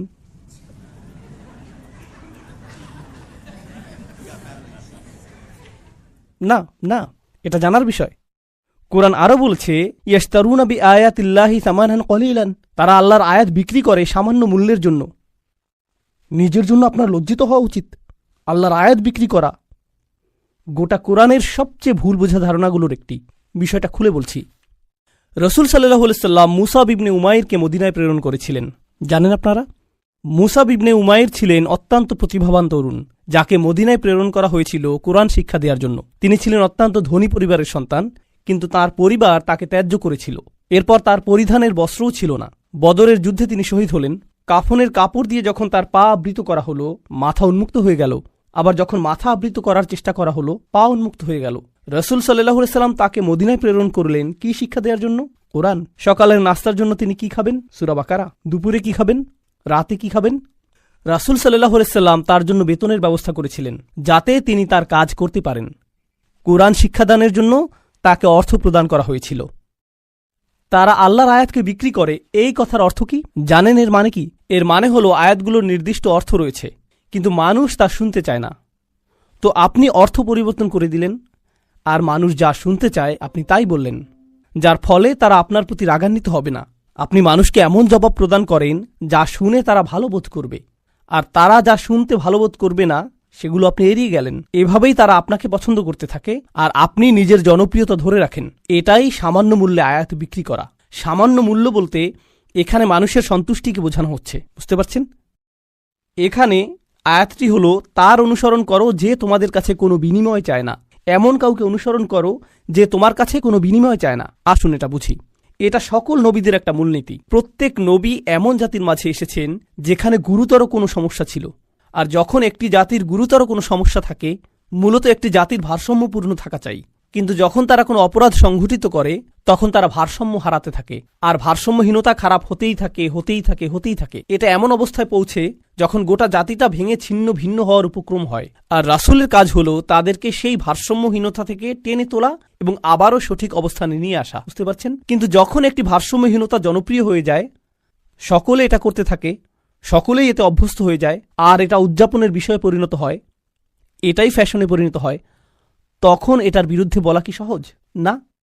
উদাহরণস্বরূপ, এখনকার সময়ে সমকামিতার বিরুদ্ধে বলাটা বেশ কঠিন হয়ে গিয়েছে, তাই না? লূত আলাইহিস সালাম কি এমন সময়ে বসবাস করেছেন যখন এটা জনপ্রিয় ছিল? হ্যাঁ। তাকে কি এর বিরুদ্ধে কথা বলতে হয়েছিল? হ্যাঁ। তিনি কি এর জন্য বিরোধিতার সম্মুখীন হয়েছিলেন? হ্যাঁ। বিষয়টা কোরআনে আসার পেছনে কারণ রয়েছে। আপনি যদি এর বিরুদ্ধে বলেন, মানুষ আপনার দিকে তেড়ে আসবে। লূত আলাইহিসসালামের কথা কোরআনে এজন্যই এসেছে, যখন আপনি এমন বিষয় নিয়ে কথা বলেন যাতে গোটা সমাজ আচ্ছন্ন থাকে, তারা এই বিষয়টির প্রশংসা করে, আর আপনি এর বিরুদ্ধে কথা বলেন, তখন তারা আপনার দিকে তেড়ে আসবে। এখন যদি আপনি অর্থ উপার্জন অব্যাহত রাখতে চান, অথবা যদি আপনি সেই সমাজে বসবাস অব্যাহত রাখতে চান, আপনি যদি নিরাপদ অবস্থানে থাকতে চান, তখন আপনি কোন বিষয়গুলো এড়িয়ে যাবেন? সেই বিষয়গুলো যা নিয়ে তারা আচ্ছন্ন। আপনি অন্য কোনো বিষয় নিয়ে কথা বলবেন। লূত আলাইহিসসালাম শুধু পিতামাতার প্রতি সৎ ব্যবহার নিয়ে কথা বলতে পারতেন। তিনি শুধু কথা বলতে পারতেন প্রতিবেশীর সাথে উত্তম আচরণ নিয়ে। তিনি শুধু নামাজ নিয়ে কথা বলতে পারতেন। যৌন পাপের বিষয়গুলো তিনি এড়িয়ে যেতে পারতেন, কারণ এগুলো ছিল অতি বিতর্কিত, তাই না? তিনি যদি এটা করতেন তাহলে কি তিনি ঝামেলায় পড়তেন? না, কোনো ঝামেলা হতো না। আর প্রসঙ্গক্রমে তিনি কিন্তু এখনো ভালো কাজ নিয়েই কথা বলছেন। পিতামাতার প্রতি সদাচরণ একটি ভালো কাজ, নামাজ পড়া একটি ভালো কাজ, দানশীলতা একটি ভালো কাজ। তো কেন তাকে এমন বিষয়বস্তু বেছে নিতে হলো যা তাকে ঝামেলায় ফেলবে? আসলে এটাই একজন রাসূলের কাজ। তাঁরা এসেছেন এই বিষয়গুলো নিয়ে কথা বলার জন্য, যা নিয়ে অন্য কেউ বলার সাহস করবে না। আর আল্লাহর পক্ষ থেকে তারা রায় দিবেন। ওয়াল কুরআনিল হাকিম, তারা আল্লাহর পক্ষ থেকে রায় দিবেন। আর এটা বারবার বারবার বারবার বারবার দিবেন। সেই সমাজের মূল্যবোধকে আক্রমণ করবেন, আর বারবার বারবার আক্রমণ করবেন। কিন্তু এক্ষেত্রে তারা পরোয়া করেননি, কারণ এই পাপ কাজগুলোর বিরুদ্ধে কথা বলতেই হবে। আর নিশ্চিতভাবেই যখন কেউ এটা করেন, কোনো বিনিময়েই তারা আগ্রহী থাকেন না, কারণ বিনিময় থেকে বঞ্চিত হওয়ার জন্য এই কাজগুলোই যথেষ্ট। মাল্লা ইয়াসআলুকুম আজরন, তাদেরকে অনুসরণ করো যাদের কোনো স্বার্থ নেই, কারণ এটা জনপ্রিয় হওয়ার পথ না, এটা ধ্বংসপ্রাপ্ত হওয়ার পথ। ওয়াহুম মুহতাদুন, তারা তাদের ব্যক্তিগত জীবনে সুপথ প্রাপ্ত, সৎ পথের প্রতি অঙ্গীকারবদ্ধ। এখন বিষয়টি বুঝুন, সৎ পথের প্রতি অঙ্গীকারবদ্ধ। রাসূলগণ ছিলেন বক্তা, কিন্তু বক্তা আর কারা আছেন? আপনারা কি সমাজের অন্য বক্তাদের কথা বলতে পারেন? স্কলাররা? ইসলামী পরিবেশের বাইরের কথা বলছি। রাজনীতিবিদরা হলেন বক্তা, তাই না? ঠিক আছে, তো রাসূলগণ আপনাকে রীতিনীতি নিয়ে বলেন, সমাজ পরিবর্তন নিয়ে বলেন, তাই না? রাজনীতিবিদরাও কি কখনো কখনো সমাজ পরিবর্তন নিয়ে কথা বলেন? অবশ্যই। কিন্তু যখন রাজনীতিবিদরা সমাজ পরিবর্তনের কথা বলে, আমরা দেশের উন্নতি করতে চাই, আমরা জাতির উন্নতি করতে চাই, আমরা এটাকে শক্তিশালী করতে চাই, ইত্যাদি ইত্যাদি ইত্যাদি, তারপর আপনি যখন তাদের ব্যক্তিগত জীবন পর্যবেক্ষণ করেন, আপনি কি পান? আপনি পান দুর্নীতি। তো তাদের কথাগুলো অনেক উঁচু মানের, কিন্তু তাদের চরিত্র অনেক নিচু। আর প্রসঙ্গক্রমে আপনি দেখেন যে তারা উঁচু মানের জিনিসগুলো নিয়ে কথা বলে এজন্য যে তারা ক্ষমতা চায়, তারা মন্ত্রী হতে চায়, তারা বিনিময় চায়, তারা কোনো কিছুর প্রতি লালায়িত। যখন নবীরা কথা বলেন, তারা কি চান? তারা শুধু চান ন্যায় বিচার, তারা শুধু চান সত্য, আপনার কাছ থেকে কোনো বিনিময় চান না। আর উপরন্তু আপনি যদি নবীদের ব্যক্তিগত জীবনের দিকে লক্ষ্য করেন, তারা সর্বদাই সঠিক পথের প্রতি অঙ্গীকারবদ্ধ ছিলেন। ওয়াহুম মুহতাদুন, তো বাণীটি নিখুঁত এবং বাণীবাহকও নির্ভেজাল। এই ধারণাটি কি আগেও শেখানো হয়েছিল? হ্যাঁ, ইন্নাকা লামিনাল মুরসালিন আলা সিরাতিম মুস্তাকিম। আরেকবার পুনরালোচনা, কোরআন এরকমটাই করে, আয়াতগুলো পরস্পর সম্পর্কযুক্ত। এখন পরের আয়াতে অমালি, অর্থাৎ আমার কি সমস্যা হয়েছে, সেই মানুষটি এখনো কথা বলছেন, সেই রজুল, সেই আদর্শ ব্যক্তি, আল্লাহর ইচ্ছায় যার নাম আমরা কোনো একদিন জান্নাতে জানতে পারব। তিনি বলেছেন, আমার কি সমস্যা হয়েছে? লা আবুদুল্লাযী ফাতারানি, আমি কি সেই সত্তার উপাসনা করব না যিনি অস্তিত্বহীন অবস্থা থেকে আমাকে গড়েছেন? ওয়া ইলাইহি তুরজাউন, আর তোমাদের সকলকে তারই কাছে ফিরিয়ে নেওয়া হবে। এখন মালি, In Arabic we say وما لي لا أفعل التي شأنها أن يوردها المتكلم في رد على من أنكر عليه فعلا. ইবনে আশুর এটা উল্লেখ করেছেন যে যখন কেউ বলে আমার কি সমস্যা হয়েছে যে আমি এটা অথবা সেটা অথবা অন্য কিছু করব, এর অর্থ হলো কেউ তাকে বলেছে যে এই তোমার কি সমস্যা হয়েছে, তুমি কেন ধর্ম ত্যাগ করেছো, আর সে তার দিকে ফিরে এর জবাব দিচ্ছে। তো প্রকৃতপক্ষে উক্তিটি যদিও লিপিবদ্ধ হয়নি, কিন্তু তার বক্তব্যের ধরন দেখে আমরা বুঝতে পারছি এই তোমার কি সমস্যা হয়েছে, কেন তুমি এই মিথ্যা ধর্মের পক্ষে কথা বলছো। আর তিনি তার দিকে ফিরে বলছেন, আমার এমন কি হয়েছে যে আমি তার উপাসনা করব না যিনি আমাকে সৃষ্টি করেছেন, আর তোমাদের সকলকেও তার কাছে ফিরিয়ে নেওয়া হবে। এটা উপলব্ধি করো যে তোমাদেরকেও ফিরিয়ে নেওয়া হবে। বাক্যটি শুরু হয়েছে আমার কি সমস্যা হয়েছে এটা দিয়ে, শুরু হয়েছে তাকে দিয়ে, আর বাক্যটি শেষ হয়েছে তোমাদের সকলকে তার কাছে ফিরিয়ে নেওয়া হবে। তো তিনি কাকে দিয়ে শুরু করেছেন? নিজেকে দিয়ে। আপনি যদি মানুষের সাথে একাত্ম হয়ে গিয়ে এই বাণী তাদের কাছে প্রচার করতে চান, আপনাকে নিজের সম্পর্কে অনেক কিছু স্বীকার করতে হবে। মানুষকে আপনার এটা বলার সক্ষমতা থাকতে হবে যে তোমরা সমস্যার সম্মুখীন হবে, আমি যদি কাউকে পরামর্শ দিই ভ্রমণ সম্পর্কে, আপনি এই এয়ারলাইন্সে না গিয়ে অমুক এয়ারলাইন্সে যান। আমি যদি এমনটা বলে শুরু করি যে ভাই আমি এই এয়ারলাইন্সে গিয়েছিলাম, তারা এত বেশি দেরি করেছিল, তারা আমার লাগেজ হারিয়ে ফেলেছিল, অমুক এয়ারলাইন্সে যান, এটা কি পরামর্শটিকে বেশি আবেদনময় করে তুলছে? কারণ আপনি নিজের কথা প্রথমে বলেছেন, আর যেহেতু আপনি কোনো একটি অভিজ্ঞতার শিকার হয়েছেন, এখন আপনি ঐকান্তিকভাবে তার কল্যাণের জন্য তার কাছে আসছেন। কিন্তু যদি আপনি তার কাছে গিয়ে বলেন হে তুমি এই এয়ারলাইন্সে যাচ্ছ, তুমি একটা স্টুপিড, এটা কি এমন ব্যবহার যার ফলে মানুষ রাজি হবে? না, বরং এটা অপমানজনক। তিনি নিজের সম্পর্কে বলছেন, কারণ তিনি চান না যে তারা তাকে ঘৃণা করুক। তিনি ঘৃণার উদ্রেককারী কোনো কথা বলতে চান না, তিনি একপাশে কোনো কথা বলতে চান না, তিনি শুধু তার নিজের সম্পর্কে কথা বলতে চান। দেখো আমার দিক থেকে এটা হবে বড় ধরনের অপরাধ, দেখো আমার দিক থেকে এটা হবে বড় ধরনের অপরাধ যদি আমি তাকে উপেক্ষা করি যিনি আমাকে সৃষ্টি করেছেন। তোমরা সকলেও তার কাছে ফিরে যাচ্ছ। এটা কথা বলার খুবই ভালোবাসাপূর্ণ উপায়, যেটা তিনি ইতিমধ্যে শুরু করেছেন ইয়া কওমি বলার মাধ্যমে। এজন্যই তিনি তার জাতির প্রতি ভালোবাসার টানে ছুটে এসেছিলেন। তো তিনি বললেন ওমা লিয়ালা আবুদুল্লাযী ফাতারানি ওয়া ইলাইহি তুরজাউন আত্তাখিযু মিন দুনিহি আলিহা, আমার কি তাকে ছাড়া অন্য কাউকে উপাস্য মানা উচিত? ইউরিদনির রহমানু বিদুররিন, যদি আর রহমান বা অবিশ্বাস্য রকম দয়ালু সত্তা সিদ্ধান্ত নেন যে কোনো ক্ষতি নেমে আসবে, লা তুগনি আন্নি শাফাআতুহুম শাইআ, অন্য সকল মিথ্যা উপাস্য মিলে আমাকে মুক্ত করতে সক্ষম হবে না। তাদের সকলের মিনতি, তাদের সকলের মধ্যস্থতা, তাদের এই অনুরোধ যে হে আল্লাহ তাকে ছেড়ে দিন, সে আমার উপাসনা করত, এগুলোর কোনোটাই কাজে আসবে না। লা ইউনকিযুন, তারা আমাকে রক্ষা করতে পারবে না। যদি আল্লাহ আমার প্রতি অসন্তুষ্ট হন, এই সব প্রতিমা আমাকে পরিত্রাণ দিতে পারবে না, এই সব পৌরাণিক উপাস্যগুলো আমাকে রক্ষা করতে পারবে না। কেন আমি অন্য কারো কাছে যাব? জানেন তিনি এখানে কি করছেন? তিনি তাদের ধর্মের সমালোচনা করেছেন, তাই না? কারণ তারা অন্য উপাস্যে বিশ্বাস করে। কিন্তু এভাবে না বলে যে তোমাদের কি সমস্যা, কেন তোমরা এই সকল উপাস্যে বিশ্বাস করছো, তারা তোমাদের রক্ষা করতে পারবে না, এর পরিবর্তে তিনি বললেন কিভাবে আমি এই সকল উপাস্যে বিশ্বাস করতে পারি? তারা আমাকে সাহায্য করতে পারবে না। কাকে? আমাকে। আমি শুধু আমার নিজেকে নিয়ে চিন্তিত। আত্তাখিযু মিন দুনিহি আলিহা ইন ইউরিদনির রহমান, যদি আর রহমান আমার উপর কোনো ক্ষতি নামানোর সিদ্ধান্ত নেন। প্রথমত তিনি আমি সর্বনামটি ব্যবহার করেছেন, কারণ এখন তিনি তাদের মূর্তিগুলো নিয়ে কথা বলবেন। আপনি অন্য মানুষের ধর্ম নিয়ে কথা বলতে পারেন যতক্ষণ এটা আপনার সাথে প্রাসঙ্গিক হয়। কেন এটা আপনার কাছে যুক্তিসঙ্গত মনে হয় না? তাদের সম্পর্কে না, বরং আপনার সম্পর্কে। এই জিনিসটা আমার কাছে যুক্তিসঙ্গত মনে হয় না, এই জিনিসটা আমার সাথে যায় না, এটা আমি আমার নিজের জন্য সঙ্গতিপূর্ণ মনে করি না।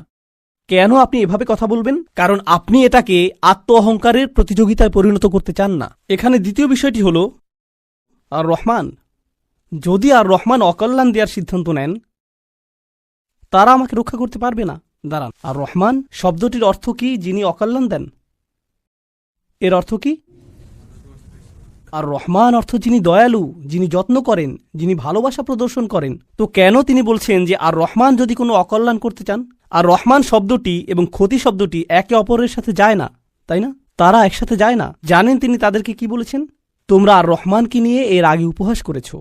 তোমরা বলেছ মা আনজালার রহমানু মিন শাই, আর রহমান কোনো কিছু প্রেরণ করেননি। তারা ইতিমধ্যেই এই নামটি ব্যবহার করেছে। তার নাম অবিশ্বাস্য রকম ক্ষমাশীল এবং অত্যাধিক ক্ষমাশীল। কিন্তু এর অর্থ এই নয় যে তার অকল্যাণ সাধন করার ক্ষমতা নেই। আপনি তার নাম থেকে সুযোগ নিতে পারবেন না, আর ভাবতে পারবেন না যে কোনো কিছুই হবে না। আরে ভাই, আল্লাহ মহান, কোনো সমস্যা হবে না। কিছু মানুষ আল্লাহর সাথে আপোষ মীমাংসা করতে চায়। আমি আল্লাহর জন্য এত কিছু করি, আমি যদি সামান্য কয়েকটি বিষয় কখনোই না করি, এতে কোনোই সমস্যা নেই। আল্লাহর এটা বোঝা উচিত। আসলেই তার বোঝা উচিত। এমনভাবে কথা বলছেন যে তিনি এটা বুঝেন না। আপনি কি আল্লাহ সম্পর্কে এভাবে কথা বলার অবস্থানে রয়েছেন? হ্যাঁ, কারণ তিনি আর রহমান। ওকে, তাহলে দেখা যাবে এজন্যই আপনি কোরআনের সবচেয়ে কঠোর আয়াতগুলোর মধ্যে আর রহমান শব্দটি পাবেন, যাতে আপনি এই বিষয়টি বুঝে নিতে পারেন যে অবিশ্বাস্য রকম ক্ষমাশীল হওয়ার গুণটি তাকে ন্যায় বিচার থেকে বিরত রাখবে না এবং তার কর্তৃত্বকেও খর্ব করে না। আর প্রসঙ্গক্রমে এই আয়াতে তিনি আসলেই আর রহমান। কেন জানেন? কারণ আল্লাহর একজন বান্দা, প্রত্যেক মানুষই আল্লাহর বান্দা, সে স্বীকার করুক আর নাই করুক। যখন আল্লাহর একজন বান্দা পাপের উৎসে পরিণত হয়, তখন সে হয় এই পৃথিবীতে ক্যান্সারের মতো, যে পাপ কাজ ছড়াতে থাকে। আর তখন আল্লাহ অন্য সকল সৃষ্টির প্রতি রহমা প্রদর্শন করেন তাকে সরিয়ে ফেলার মাধ্যমে। এটাও আর রহমান নামের অন্তর্ভুক্ত। কখনো তার দয়া প্রদর্শিত হয় অন্য সকল সৃষ্টির প্রতি, যখন তিনি তাদেরকে রক্ষা করেন আপনার কাছ থেকে। ইন ইউরিদনির রহমানু বিদুররিন লা তুগনি আন্নি শাফাআতুহুম শাইআ, সুবহানাল্লাহ। এখন আমরা তার বক্তব্যের প্রায় শেষে রয়েছি। ইন্নী ইযাল্লা ফি যালালিম মুবিন। যদি এমনটাই হয়, যদি আমি আল্লাহ ছাড়া অন্য কারো উপাসনা করি, যদি আমি অন্য উপাস্য গ্রহণ করি, তাহলে আমি সুস্পষ্ট বিভ্রান্তিতে পড়ে যাব, আমি সম্পূর্ণরূপে বিভ্রান্ত হয়ে যাব। তিনি বিভ্রান্ত নন, তিনি বলছেন তোমরা সবাই বিভ্রান্ত, কিন্তু তিনি তাদেরকে আঘাত করতে চাইছেন না। তাই তিনি বলছেন আমি অত্যন্ত বিভ্রান্তিতে পড়ে যাব যদি আমি এমনটা করি। ইন্নী আমানতু বিরব্বিকুম, আমি ঈমান এনেছি তোমাদের প্রভুর প্রতি, তোমাদের প্রতিপালকের প্রতি। তিনি বলেননি যে আমি ঈমান এনেছি আমার প্রভুর প্রতি, আমার প্রভুর প্রতি। তিনি বলেছেন আমি ঈমান এনেছি তোমাদের প্রভুর প্রতি। তিনি আমি থেকে তুমিতে পরিবর্তন করলেন। আমি আপনাদেরকে একটা সমীকরণ দিচ্ছি, আমি যোগ তুমি সমান সমান আমরা, আমি যোগ তুমি সমান কি আমরা। তো তিনি শুরু করেছেন আমি দিয়ে, তিনি যাচ্ছেন তুমিতে, কারণ তিনি এর দ্বারা কি বোঝাচ্ছেন, আমরা পৃথক নই। আমি চাই আমরা সবাই যেন সুখী হই, আমি চাই আমরা সবাই যেন আল্লাহর কাছে পরিত্রাণ পাই। এটা আমি বনাম তোমরা নয়, এটা আমি এবং তোমরা। দাওয়াতি কাজ মানে প্রতিপক্ষ নয়, এর অর্থ বিতর্ক নয়, এর অর্থ যুক্তিতর্ক নয়। আমরা এটাকে এগুলোতে পরিণত করেছি। আমি একটি দাওয়াতি প্রোগ্রাম করতে চাই যেখানে আমি খ্রিস্টানদের সাথে বিতর্ক করব। আপনার কোথাও ভুল হচ্ছে, এটা এভাবে কাজ করে না। এর জন্য একটা নির্ধারিত অবস্থান রয়েছে, তবে এটাকে দাওয়াতি কাজ বলে না, এটাকে বলে জিদাল। এর জন্য কোরআনের ভিন্ন শব্দ রয়েছে, আর সেটা হলো সর্বশেষ পন্থা। আমরা শুরুতেই এটা করব না, কখনোই করব না। তো এখন তিনি বলছেন ইন্নী আমানতু বিরব্বিকুম, আমি তোমাদের সকলের প্রভুর প্রতি ঈমান এনেছি, তোমাদের সকলের প্রভুর প্রতি ঈমান এনেছি। ফাসমাউন, আমার কথা শোনো, আমার কথা শোনো। তিনজন রাসূল কথা বলেছেন, আর তিনি বলছেন আমার কথা শোনো, আমি যা বলছি তা শুধু শোনো। কখনো কখনো আমি শিক্ষক হিসাবে এই বিষয়টা খেয়াল করি। আমি আরবি শেখাই অথবা চেষ্টা করি। ধরুন ছাত্ররা সামনে বসে শিখছে, আর তখন একজন সহকারী আসলো, শিক্ষকের সহকারী একজন আসলো, আর ছাত্রদের কাঁধে হাত রেখে বলল মনোযোগ দিয়ে পড়ো। আমি কিন্তু মনোযোগ দিতে বলিনি। একজন সহকারী এসে বলল মনোযোগ দিয়ে পড়ো। এর কি কোনো প্রভাব রয়েছে? হ্যাঁ। এর কি ভিন্ন ধরনের প্রভাব রয়েছে? হ্যাঁ। যখন আরেকজন ছাত্র আপনার কাছে এসে বলে ভাই পড়াশোনা করো, শিক্ষক বলেন যে পরীক্ষার জন্য পড়াশোনা করো। হ্যাঁ অবশ্যই আমি পরীক্ষার জন্য পড়াশোনা করব। তারপর আপনি রাত 8টার সময় বাস্কেটবল খেলা দেখছেন, আর আপনার বন্ধু এসে বলল আরে ভাই চলো পড়াশোনা করি। এটার কি ভিন্ন প্রভাব থাকবে? অবশ্যই থাকবে। এই সাহাবী এটা বুঝতে পেরেছিলেন, রাসূলদের এই সঙ্গীটি তা বুঝতে পেরেছিলেন। তার কাছে রয়েছে স্বতন্ত্র স্থান, সূর্যের আছে নিজস্ব স্থান, চাঁদেরও রয়েছে নিজস্ব স্থান। এটা প্রতিযোগিতা নয়। আমার কথা শুনো, এটা এতটাই ভালোবাসাপূর্ণ চমৎকার বক্তব্য। আর আমি এখানে বলতে চাই যে তার বক্তব্যটি এখানে 3 জন রাসূলের থেকেও বেশি কাজ করেছিল। এই আয়াতগুলোতে তার বক্তব্যের বেশি প্রভাব রয়েছে 3 জন রাসূলের তুলনায়। এটা কেন? এটা আমাদেরকে শিখানোর জন্য যে আল্লাহ যাকে চান তাকেই বিজয় প্রদান করেন, আল্লাহ তাকেই কবুল করবেন যার প্রতি তিনি রাজি হবেন। পার্থিব ফলাফল এবং পার্থিব পরিণাম আল্লাহর কাছে অর্থবহ নয়, বরং প্রচেষ্টাই আল্লাহর কাছে অর্থবহ। পার্থিব ফলাফল হলো যখন আল্লাহ সিদ্ধান্ত নেবেন তখন তিনি দুয়ার খুলে দিবেন, এটাই হবে। পরের আয়াতটি বলছে কিলা দুখুলিল জান্নাহ। বক্তব্যের অংশটি প্রায় শেষ। কিলা দুখুলিল জান্নাহ, জান্নাতে প্রবেশ করো। দাঁড়ান, তিনি তো তার লোকদের সাথে কথা বলছিলেন, এখন বলা হচ্ছে জান্নাতে প্রবেশ করো। কি ঘটল? তাকে হত্যা করা হয়েছিল।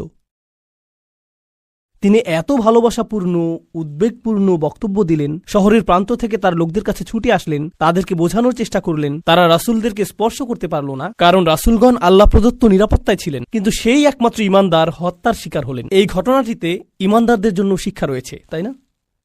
এখন সামান্য কয়েকজন ঈমানদার যারা রাসূল সাল্লাল্লাহু আলাইহি সাল্লামের উপর ঈমান এনেছিলেন, তাদেরকে মানসিকভাবে প্রস্তুত করা হলো এর জন্য তোমরাও হত্যার শিকার হতে পারো। ইয়াসির, সুমাইয়া, বিলালও মৃতপ্রায় হয়ে গিয়েছিলেন রাদিয়াল্লাহু আনহুম। আপনি হত্যার শিকার হতে পারেন শুধু এটা বলার কারণে, শুধু আল্লাহ সম্পর্কে কথা বলার কারণে। তো তিনি জান্নাতে প্রবেশ করলেন এজন্য না যে তাকে স্থানান্তরিত করা হয়েছিল, বরং তাকে হত্যা করা হয়েছিল। আর প্রসঙ্গক্রমে তারা কিভাবে রাসূলদের হত্যা করার সিদ্ধান্ত নিয়েছিল? পাথর নিক্ষেপ করে এবং আমৃত্যু নির্যাতন করার মাধ্যমে। মনে আছে এটা? তাই তিনি সহজ কোনো মৃত্যুর শিকার হননি। তো তিনি একজন শহীদ, কারণ শহীদগণ সরাসরি জান্নাতে প্রবেশ করেন। তিনি সরাসরি জান্নাতে প্রবেশ করলেন, আর তার উক্তি এটা ছিল না হে আল্লাহ তাদেরকে শাস্তি দিন, কারণ এই কাফিররা আমাকে হত্যা করেছে। ঈমানদারদের পক্ষ হয়ে প্রতিশোধ গ্রহণ করা উচিত। ক্বালা ইয়া লাইতা কওমি, ক্বালা ইয়া লাইতা, প্রথম শব্দগুলো ওহ যদি শুধুমাত্র, কওমি ইয়ালামুন, আমার লোকেরা যদি শুধু জানতে পারত, যদি আমার লোকদের জানার কোনো উপায় থাকত। তিনি এখনো তাদেরকে ভালোবাসেন। কল্পনা করতে পারেন জান্নাতে হাঁটছেন, সেখানে কি দেখতে পাবেন? যাওয়াতা আফনান ফাবিআইয়ি আলাই রাব্বিকুমা তুকাযযিবান। আপনি জান্নাতে গাছ দেখবেন আর তা আপনাকে সম্মোহিত করবে। আপনি ঝর্ণাধারা দেখবেন আর সম্মোহিত হয়ে যাবেন। আপনি ফল দেখতে পাবেন আর প্রথম কামড়ের পর আপনি নিজেকে হারিয়ে ফেলবেন। আপনি আপনার সুন্দর স্ত্রীদের দেখবেন আর আনন্দে দিশেহারা হয়ে যাবেন। তিনি এই সব কিছু দেখছেন আর তিনি বলছেন না ও, তিনি শুধু বলছেন ও আমার লোকেরা, যদি শুধু তারা জানতে পারত। সুবহানাল্লাহ। তিনি জান্নাতে পৌঁছে গেলেন, তবুও তার লোকদেরকে ভুললেন না। জানেন বিচার দিবসে মানুষ সবকিছু ভুলে যাবে। মা তার সন্তানকে ভুলে যাবে। ইয়াউমা তারাউনাহা তাযহালু কুল্লু মুরদাআতিন আম্মা আরদাআত। সেই দিন প্রত্যেক স্তনদানকারী মা তার সন্তানকে ভুলে যাবে। ইয়াউমা ইয়াফিরুল মারউ মিন আখিহি ওয়া উম্মিহি ওয়া আবিহি ওয়া সাহিবাতিহি ওয়া বানিহি। সেদিন প্রত্যেক মানুষ তার ভাইয়ের কাছ থেকে পালিয়ে বেড়াবে। সূরা মারিজে এসেছে। ওয়া ফাসিলাতিল্লাতি তুই, তার মা, তার স্ত্রী, তার সন্তান, তার অভিভাবক, তার গোটা গোত্র, সে তাদের সবার কাছ থেকে পালিয়ে বেড়াবে। সে কারো সাথে কোনো কিছু করতে চাইবে না।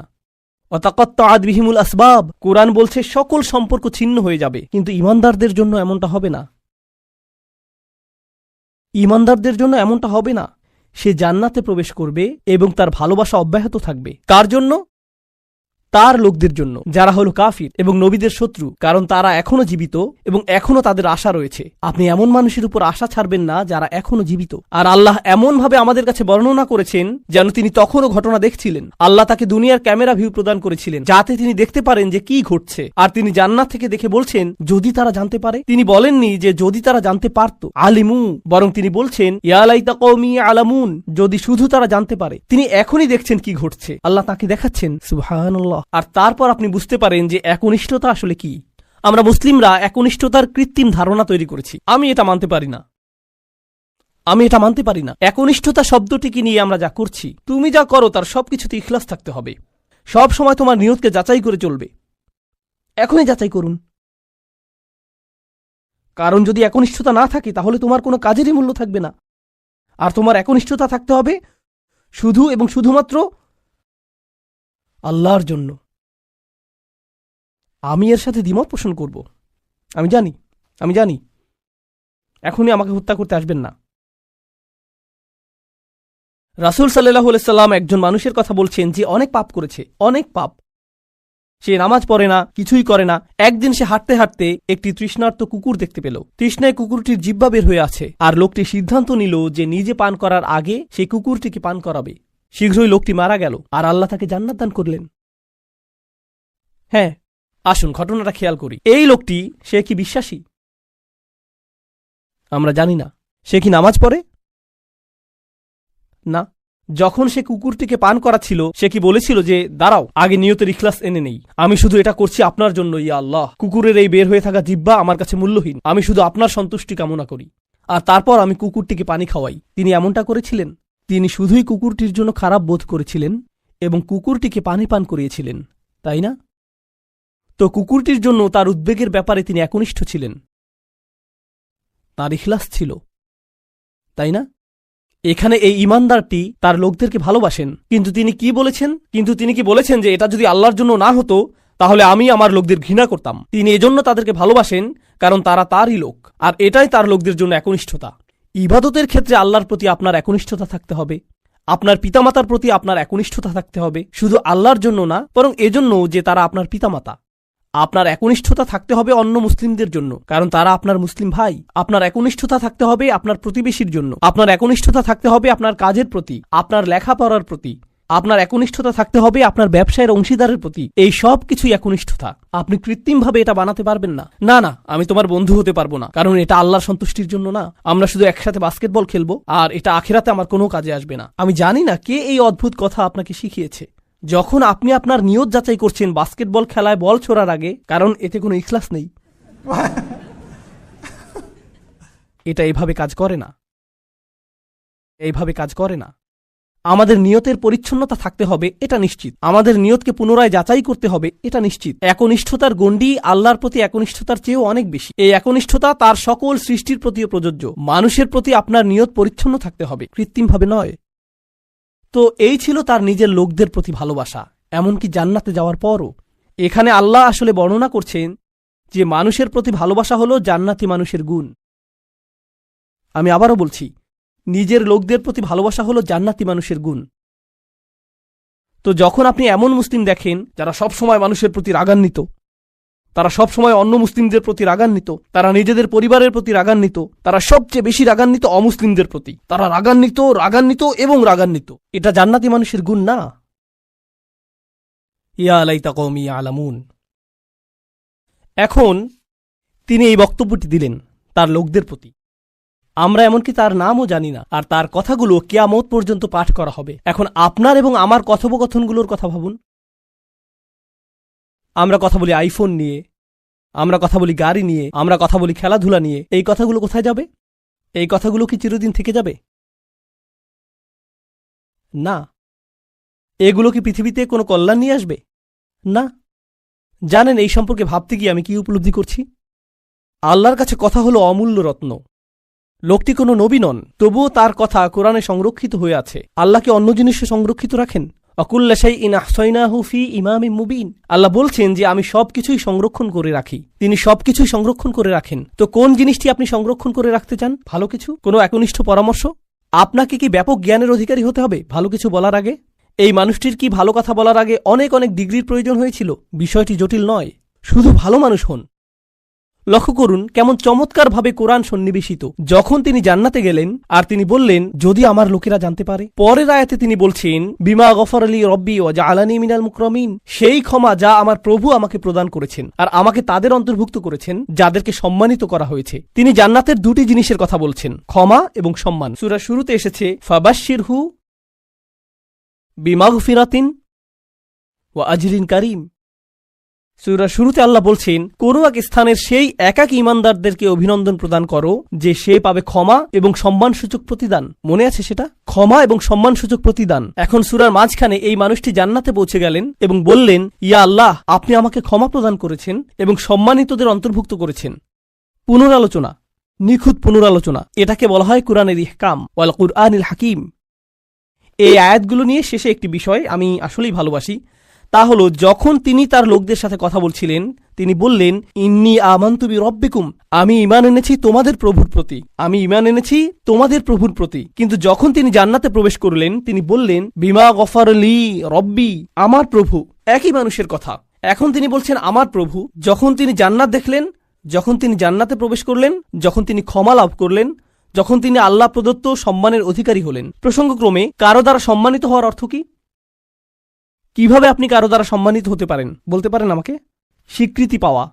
হ্যাঁ, কারো স্বীকৃতি পাওয়া। কেউ আপনাকে অভিবাদন জানালো, কেউ আপনার সাথে কর্মর্দন করতে আসলেন, এটা দ্বারা তিনি আপনাকে সম্মানিত করলেন, তাই না? আমি এখনই বলে দিচ্ছি, সামনের আয়াতগুলোতে এটা আসবে। সেখানে আল্লাহ বলছেন সালামুন কওলাম মির রব্বির রহিম, এই সূরাতেই। আরো পরে আল্লাহ বলছেন তিনি তোমাদেরকে বলবেন সালাম। তো শুরুতে তিনি বলছেন আমি তোমাদেরকে প্রদান করব সম্মানিত প্রতিদান, সম্মানিত প্রতিদান, সম্মানিত প্রতিদান। সেই সম্মানিত প্রতিদানটি কি? কতটা সম্মানিত এটা হতে পারে? আমি কি একটা মেডেল পাবো? কোনো সার্টিফিকেট দেয়া হবে পরীক্ষায় পাশ করার পর যেমনটা দেয়া হয়? কি সার্টিফিকেট আপনি পাবেন? আপনি পাবেন সালাম, আল্লাহর পক্ষ থেকে। এটাই আপনি পাবেন। তো যখন তিনি তা পেলেন তিনি ভুলে গেলেন যে এই প্রভু অন্য কারো প্রভু, তিনি শুধু তারই প্রভু। আমার প্রভু আমাকে ক্ষমা প্রদান করেছেন, আমার প্রভু আমাকে সম্মানিতদের অন্তর্ভুক্ত করেছেন, তিনি আমার প্রভু এবং শুধুই আমার প্রভু। সুবহানাল্লাহ। একজন ঈমানদারের কি চমৎকার চিত্র এটা।